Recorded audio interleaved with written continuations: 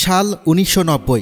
অ্যারিজোনার একটি মসজিদের ভেতরে পড়ে আছে এক মিশরীয় বিজ্ঞানীর নিথর দেহ। অথচ এর আগে তিনি পবিত্র কুরআনের ভেতর এমন এক গাণিতিক ম্যাজিক বা কোড উন্মোচন করেছিলেন যা আধুনিক বিজ্ঞানের ইতিহাসে ছিল এক অকল্পনীয় ঘটনা। ডাক্তার রাশাদ খলিফা দাবি করেছিলেন কুরআনের প্রতিটি শব্দ আর আয়াতের বিন্যাস নিয়ন্ত্রিত হচ্ছে এক রহস্যময় সংখ্যা 19 দিয়ে। MITর গণিতবিদদের মতে যার সত্য হওয়ার সম্ভাবনা ছিল 1.6 ট্রিলিয়নের মধ্যে মাত্র একবার। কিন্তু এই গাণিতিক কোড আবিষ্কারই কি তার মৃত্যুর কারণ ছিল? কে বা কারা এই বিজ্ঞানীকে নিজের মসজিদের ভেতরেই নৃশংসভাবে হত্যা করল?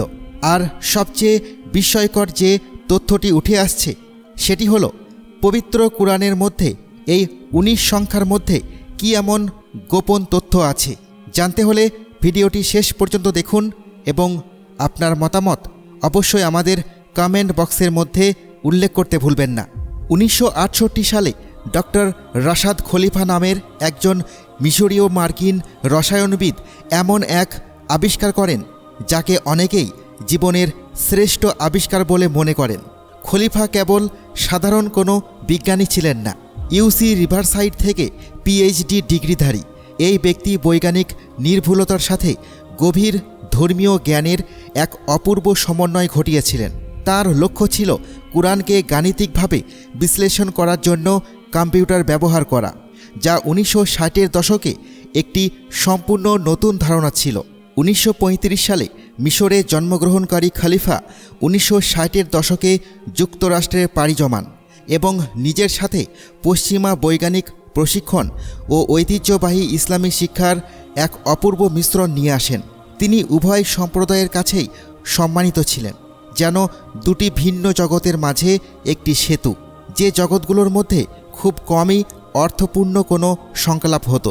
পরবর্তীকালে সাক্ষাৎকারে খলিফা বলেছিলেন, আমি কোনো অলৌকিক কিছু খুঁজছিলাম না, আমি কেবল কম্পিউটার বিশ্লেষণের মাধ্যমে কুরআনের একটি নির্ঘণ্ট বা কনকর্ডেন্স তৈরি করার চেষ্টা করছিলাম, যা আগে কখনো কেউ চেষ্টা করেনি।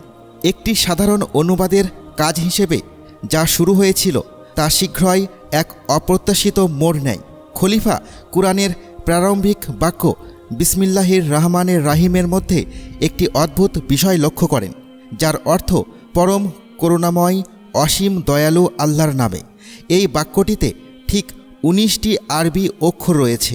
প্রথমে এটিকে কেবলই কাকতালীয় বলে মনে হয়েছিল, কিন্তু এরপর খলিফা আরও গভীরে অনুসন্ধান করেন। কম্পিউটার বিশ্লেষণ ব্যবহার করে তিনি আবিষ্কার করেন যে আল্লাহ শব্দটি কুরআনে 2698 বার এসেছে, যা হুবহু 19-এর 142 গুণ। রহমান শব্দটি এসেছে 57 বার, যা ঠিক 19-এর 3 গুণ।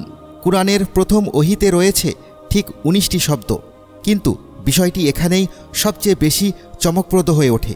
কুরআনের 74 নম্বর সূরা আল মুদাসসিরের 30 নম্বর আয়াতে রহস্যময়ভাবে বলা হয়েছে এর উপর নিযুক্ত রয়েছে 19। শত শত বছর ধরে পণ্ডিতরা একে জাহান্নামে পাহারারত 19 জন ফেরেশতা হিসেবে ব্যাখ্যা করে আসছিলেন, কিন্তু খলিফা ভিন্ন কিছু দেখতে পান। তার মতে এটি ছিল পুরো ধর্মগ্রন্থ জুড়ে থাকা একটি লুকানো গাণিতিক সংকেত উন্মোচনের চাবিকাঠি।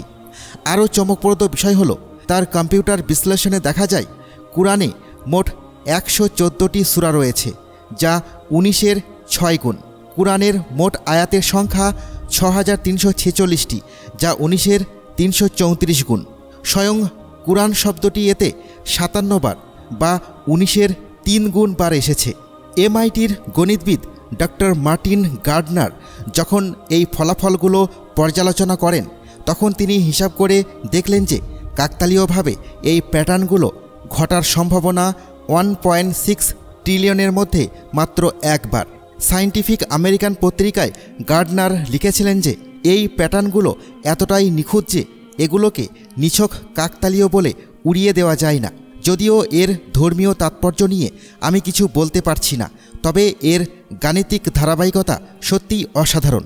এই আবিষ্কারগুলোকে বিশেষভাবে আকর্ষণীয় করে তুলেছিল যে বিষয়টি, তা হলো এর অনেক গাণিতিক সম্পর্কই 14 শতাব্দী ধরে লুকানো ছিল এবং তা কেবল কম্পিউটার বিশ্লেষণের মাধ্যমেই প্রকাশ্যে আসে এমন এক প্রযুক্তি যা কুরআনের আদি লিপিকারদের কাছে উপলব্ধ ছিল না। কিছু শিক্ষাবিদ মত প্রকাশ করেন যে প্রাচীন আরবি ভাষায় অক্ষরগুলো সংখ্যাগত মান নির্ধারণ ছিল অনেকটা হিব্রু গেমাট্রিয়ার মতো এবং এই প্যাটার্নগুলো হয়তো প্রাথমিক যুগের ইসলামী পণ্ডিতদের দ্বারাই ইচ্ছাকৃতভাবে যুক্ত করা হয়েছিল। কিন্তু এই তত্ত্বটি ব্যাখ্যা করতে ব্যর্থ হয় যে কেন এই প্যাটার্নগুলো এত দীর্ঘকাল ধরে অনাবিষ্কৃত ছিল। তবে এটি ছিল কেবল খলিফার যাত্রার শুরু, আর সেই সাথে এক বিতর্কের সূচনা যা শেষ পর্যন্ত তার মৃত্যুর কারণ হয়ে দাঁড়ায়। খলিফা যখন তার গবেষণা চালিয়ে যেতে থাকেন তখন তার ফলাফলগুলো আরও বিস্তৃত এবং আরও বেশি বিতর্কিত হয়ে ওঠে। বৈজ্ঞানিক সম্প্রদায়ও বিভক্ত হয়ে পড়ে, কিন্তু গণিতবিদ তার সংখ্যাগত প্যাটার্নগুলোকে পরিসংখ্যানগতভাবে তাৎপর্যপূর্ণ বলে যাচাই করেছিলেন। আবার অন্যান্যরা দাবি করেছিলেন যে তিনি আগে থেকেই ঠিক করে রাখা সিদ্ধান্তে পৌঁছানোর জন্য ডেটা কারচুপি করেছিলেন। কিন্তু আসল বিতর্কের ঝড় ওঠে তখন যখন খলিফা এক নজরবিহীন দাবি করে বসেন।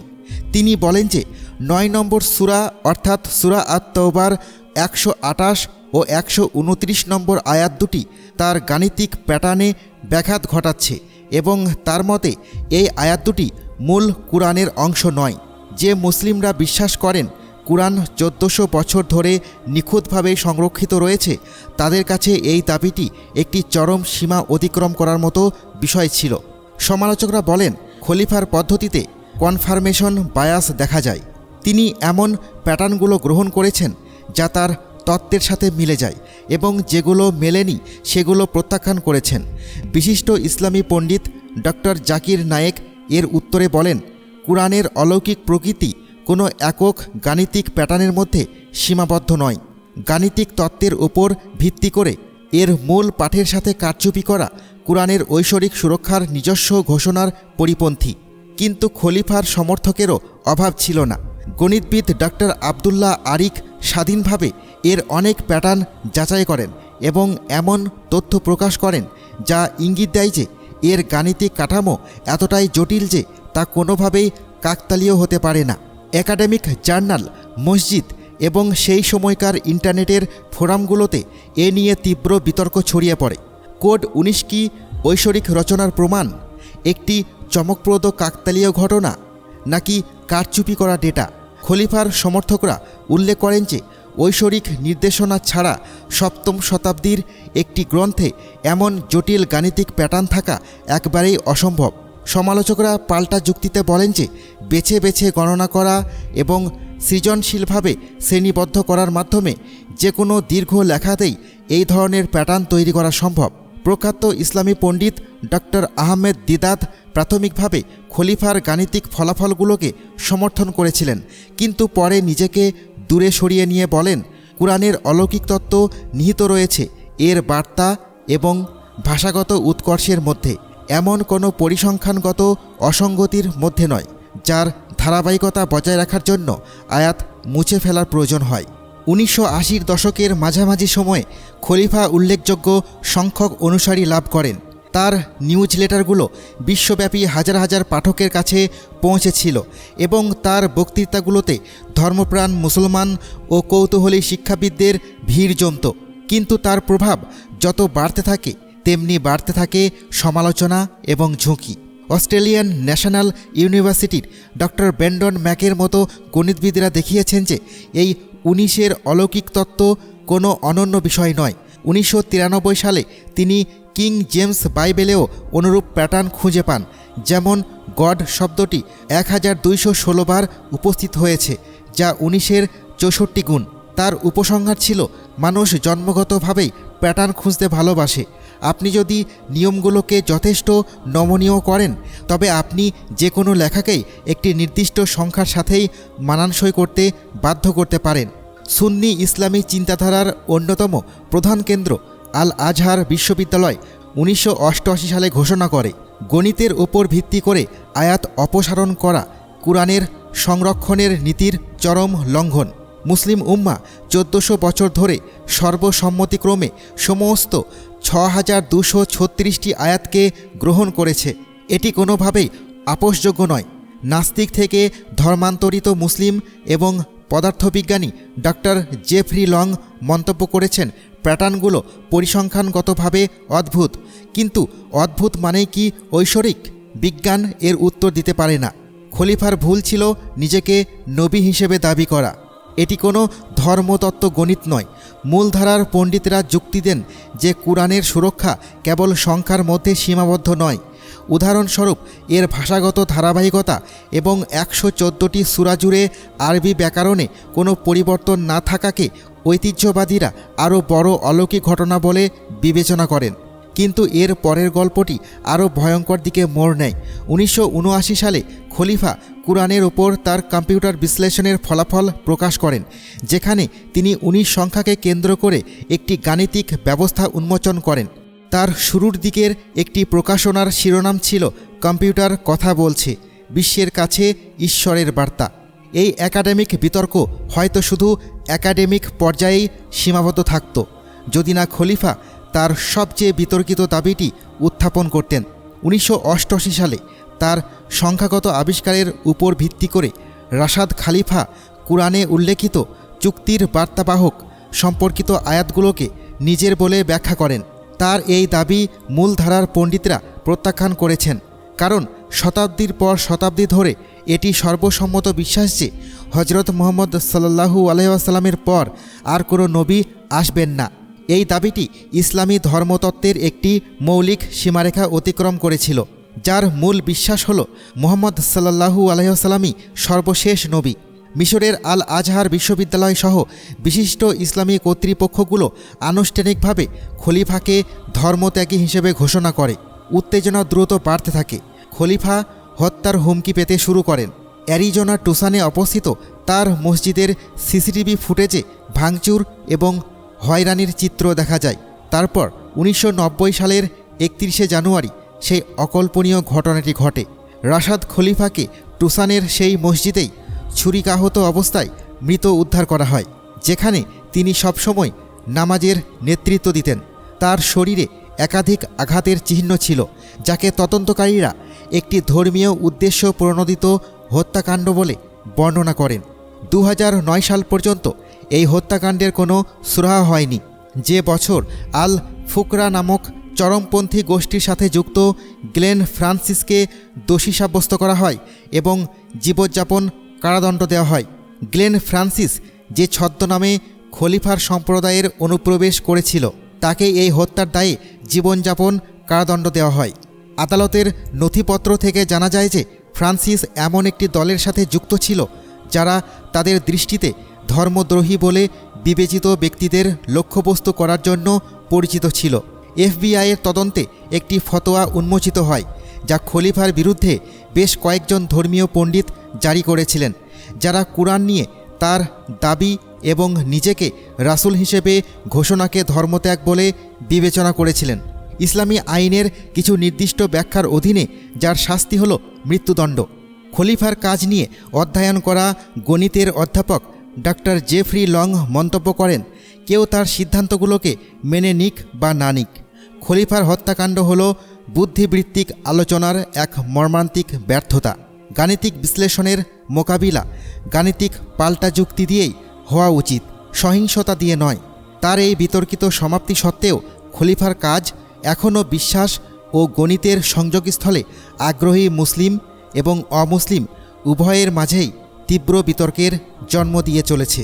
কিছু উল্লেখযোগ্য বিজ্ঞানী উল্লেখ করেন যে কুরআনে বৈজ্ঞানিক জ্ঞানের ওপর অন্যান্য গাণিতিক প্যাটার্নও রয়েছে, যা সপ্তম শতাব্দীর তুলনায় বেশ উন্নত বলে মনে হয়। ভ্রূণের বিকাশের পর্যায়গুলো সম্পর্কে কুরআনের বর্ণনা আধুনিক বৈজ্ঞানিক ধারণার সাথে হুবহু মিলে যায়। এতে উল্লেখ আছে যে স্থল ও সমুদ্রের অনুপাত প্রায় 29:71, যা নাসার পরিমাপের সাথে সামঞ্জস্যপূর্ণ। মহাকাশীয় কক্ষপথ এবং সম্প্রসারণশীল মহাবিশ্বের উল্লেখ টেলিস্কোপ প্রযুক্তি আবিষ্কারেরও বহু বছর আগের।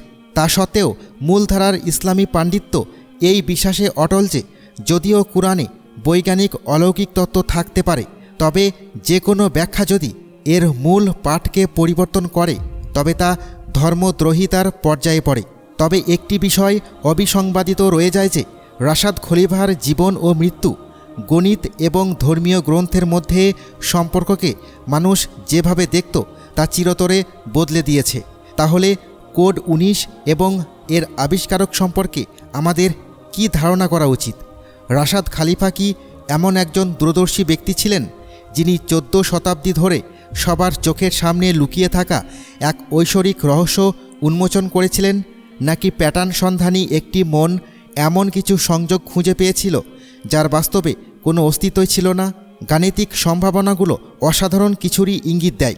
এর ধর্মতাত্ত্বিক প্রভাব একটি সম্প্রদায়কে বিভক্ত করেছিল এবং যে সহিংসতায় তার জীবনের অবসান ঘটে তা আমাদের মনে করিয়ে দেয় যে মানুষ তাদের কাছে পবিত্র বলে বিবেচিত বিষয়গুলোকে রক্ষা করার ক্ষেত্রে কতটা আবেগপ্রবণ হতে পারে।